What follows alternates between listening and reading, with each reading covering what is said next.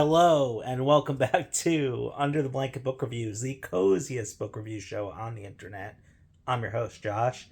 This is recorded the same day. I am so tired. I have not slept at all, but this is recorded the same day as I recorded my review of The Sigh of Haruhi Suzumiya, the second book in the Haruhi series. I actually read the third one in the same day. That is The Boredom of Haruhi Suzumiya.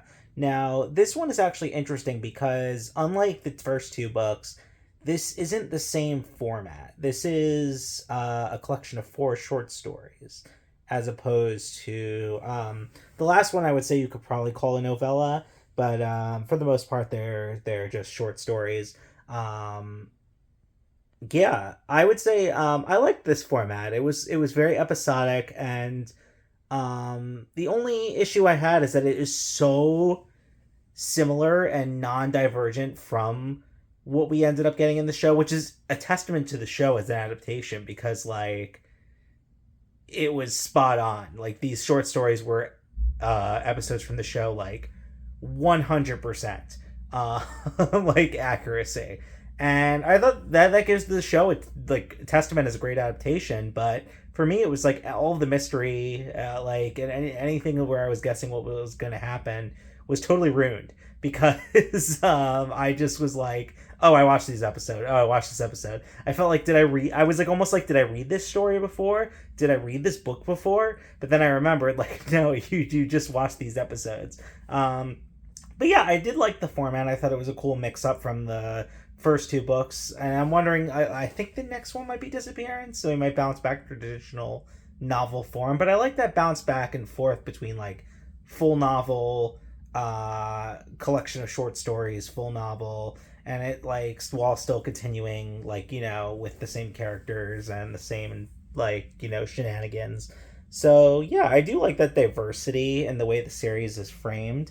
um yeah, I would say of the four short stories that were in this book, not all created were created equal. I would say the first and the last were a little stale, which is a little like you shouldn't really start and end your book with the stalest stories. Those should have been the two middle stories, and the first and the last should have been what were the middle stories because those were great. Those were excellent sci-fi stories with like very unique concepts. And I felt so watching those when I watched the show as well. Um, while the first and last story were almost like comedic filler stories, and so I would say this book really has like a 50-50 mark in that sense, where like 50% of the stories are like, oh, whoa, those two middle stories were like phenomenal, and the first and last story were just like, like just got to get through it, like just got to trudge on through. But yeah, it's not discouraging me in any sense from reading more of the series. I mean, I watched the whole show after all while watching those episodes. They're good, and they're good. Those stories are good. They're just not like super exciting and engaging and like fun. They're just like, they're just kind of there. Um, yeah, so I would say that's like my overall takes on the boredom of Haruhi Suzumiya. I'm excited to see what's next. I think is the next book's Disappearance or is that book five? Um, I'm not sure. Anyway, I'm excited to read Disappearance. So if you couldn't tell, yeah,